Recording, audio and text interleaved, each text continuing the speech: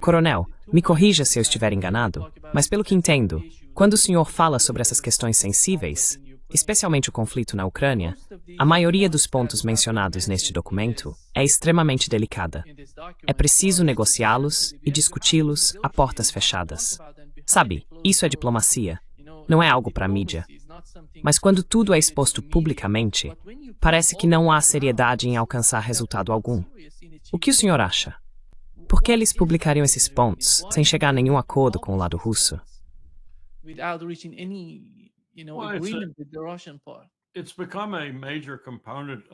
Isso se tornou um componente importante da diplomacia americana.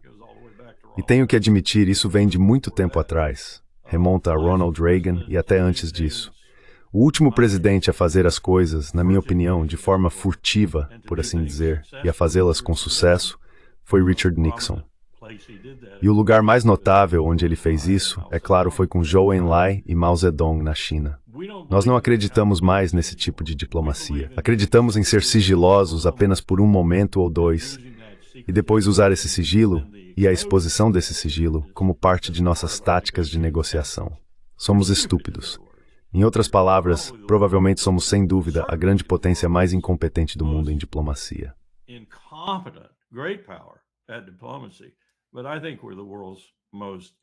Mas eu acho que somos o poder mais incompetente do mundo, ponto final, em termos de diplomacia. E isso é um déficit lamentável, especialmente quando você é realmente um império. Mas é assim que fazemos as coisas, e isso quase sempre acaba nos descreditando e nos fazendo perder. Então, temos que recorrer a outras coisas mais nefastas para tentar reverter a situação e vencer. Mas neste caso, voltando aos meus comentários originais, que eu disse serem cautelosos em relação ao otimismo, este é o modo particular de Trump negociar. E acho que Wilkerson provou repetidas vezes que minha opinião original sobre ele, de ser um adulto em um piquenique de idiotas, estava totalmente errada.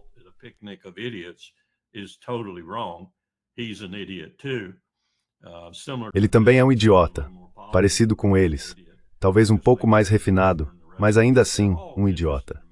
Assim como Jared Kushner e o resto deles. Todos estão interessados em dinheiro. Esse é o principal objetivo deles.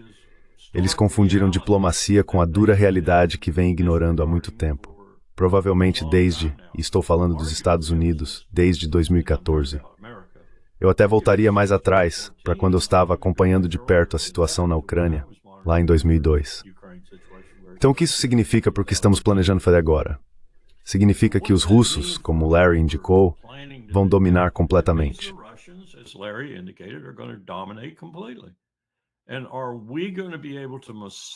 E será que vamos conseguir lidar com isso, com nossos vazamentos, nossos contatos na mídia e nossos idiotas que vão à TV e falam sobre o assunto? Na medida em que pudermos preservar um pouco do prestígio de Trump, à medida que isso avança? Eu não sei. Talvez essa seja a coisa mais difícil de fazer, porque vamos perder, ganhar, perder, ganhar. E as coisas em que ganharmos talvez sejam as mais importantes de todas. E isso significa algum tipo de futuro decente em relação às armas nucleares, tratados para monitorá-las e trazer todos os estados com armas nucleares para esse regime. Sem mencionar o fato de que precisamos estender o novo START, aceitar a oferta de Putin de prorrogá-lo por um ano, sem nem fazer perguntas, e depois trabalhar para estendê-lo e ampliá-lo permanentemente.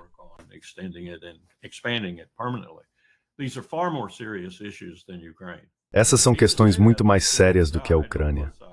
Odeio dizer isso sobre pessoas que morreram de ambos os lados, mas são questões muito mais sérias do que a Ucrânia, e precisamos lidar com elas. Se isso for tudo que resultar com sucesso, então é uma boa negociação, que se dane a Ucrânia. Mas essa é a realidade de toda a situação. Eles vão vencer e nós vamos perder, e precisamos administrar essa perda. Temos provado ultimamente, especialmente com os arquivos de Epstein como questão interna e com outras coisas como a situação com Israel, que não somos muito bons em administrar perdas, especialmente perdas na mídia, que prejudicam Donald Trump. Larry, Bloomberg reported that A Bloomberg informou que Merz, Macron e Starmer estão se unindo a Zelensky para bloquear elementos-chave do plano dos Estados Unidos. Então, qual é a posição da Europa hoje? O que eles querem? Porque, com o passar do tempo, não parece que o caso ucraniano seja uma carta muito vencedora para a Europa. Eles estão perdendo demais. Não sei por quanto tempo eles querem continuar com essa estratégia.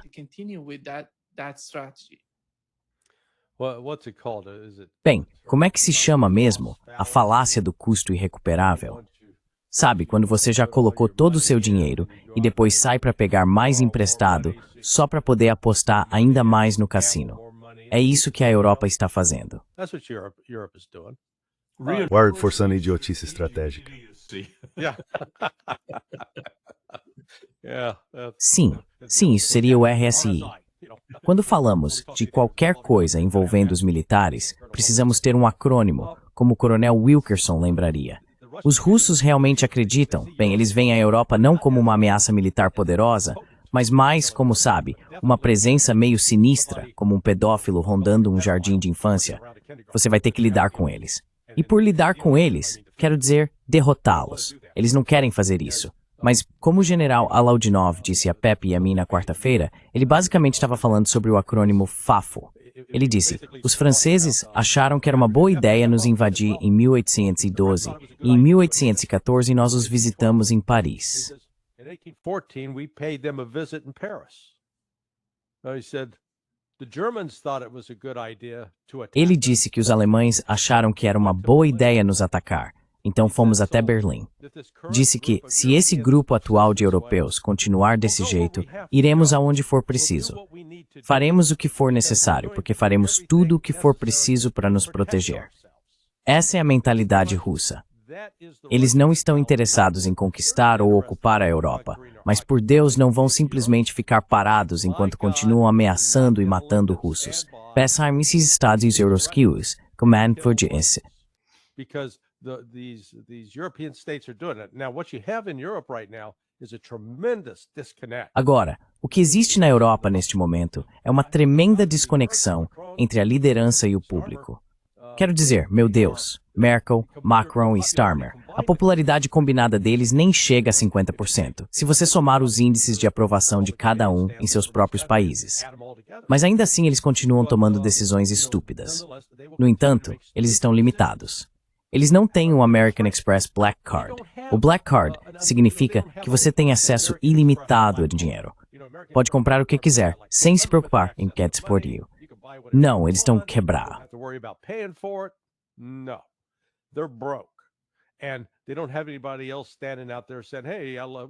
E eles não têm mais ninguém por aí dizendo, ei, estamos dispostos a te emprestar vários bilhões de dólares.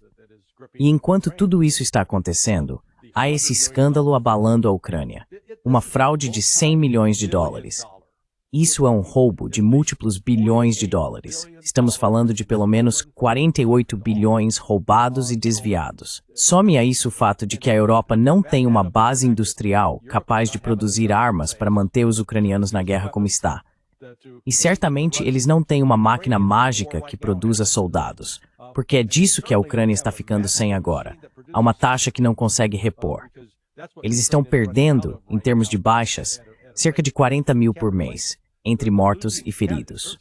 E ainda some a isso pelo menos, e esses números não vêm de uma fonte pró-Rússia.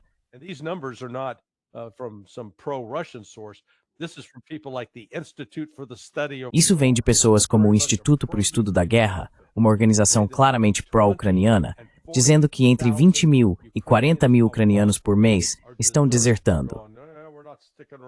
Eles estão dizendo, não vamos ficar por aqui para isso.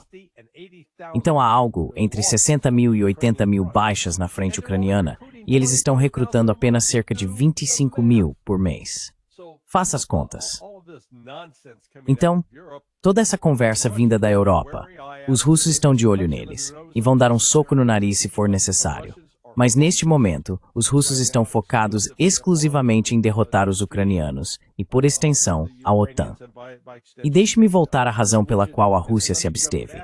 Como disse o coronel Larry Wilkerson, eles não querem dar aos Estados Unidos uma desculpa, porque se Rússia e China tivessem vetado, os Estados Unidos teriam dito, Viu? Estamos tentando alcançar a paz.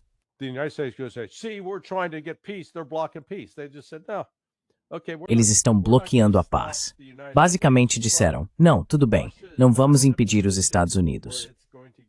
Mas a Rússia não está em posição de se envolver militarmente na Venezuela, em Gaza ou no Irã, até que esta guerra com a OTAN seja resolvida. Quando isso estiver fora do caminho, então poderão ajustar sua política externa.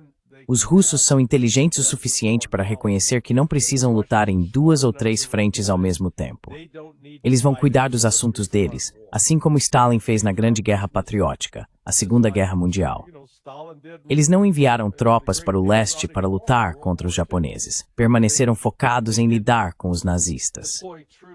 Quando resolveram a questão dos nazistas, disseram aos Estados Unidos, certo, agora vamos ajudar vocês com os japoneses.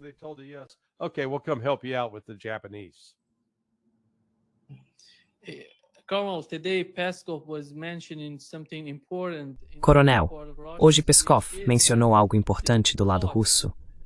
Ele disse que as conversas em andamento entre os Estados Unidos e a Rússia tratam da intenção de separar o relacionamento entre os dois países do que está acontecendo na Ucrânia. Eles querem discutir a Ucrânia, mas de forma separada. No entanto, parece que Washington está tentando unir as duas questões de alguma maneira. Como o senhor vê isso?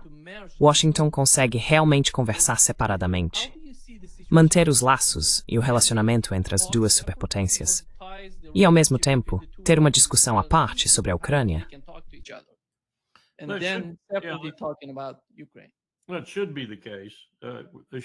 Bem, deveria ser assim. Eles deveriam conseguir falar separadamente sobre uma coisa e outra. Mas a política, especialmente a política interna neste país, faz com que as coisas se misturem de tempos em tempos, principalmente à medida que os democratas começam a perceber que estão avançando contra Trump. E estão mesmo. Dia após dia, estão fazendo progressos contra ele. Estão até recrutando alguns republicanos para ajudá-los. E não estou falando de Marjorie Taylor Greene. Estou falando de outros republicanos que estão refletindo seriamente, especialmente no Senado, sobre para onde o país está indo sob Trump e sob o Partido Republicano. Eles também percebem isso.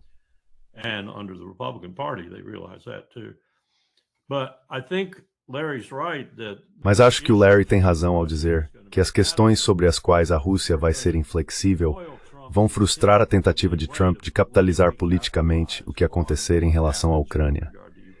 É um grande desafio a enfrentar, porque se Trump sentir que o lado ucraniano da equação, por assim dizer, está prejudicando dramaticamente suas chances de vencer, o que seria agora sua 36ª guerra, e esta seria a 37ª e a mais importante, na qual ele seria o portador da paz. Sabe, sim, se ele sentir isso, a situação vai se complicar. E talvez se complique a ponto de ele não receber crédito algum. Na verdade, talvez até descrédito. E isso vai complicar o outro lado. Tem que ser assim, pela forma como as coisas funcionam. Então, estou preocupado com o que você acabou de dizer, que no fim das contas não dá para separar as duas coisas, por causa da política interna de Trump.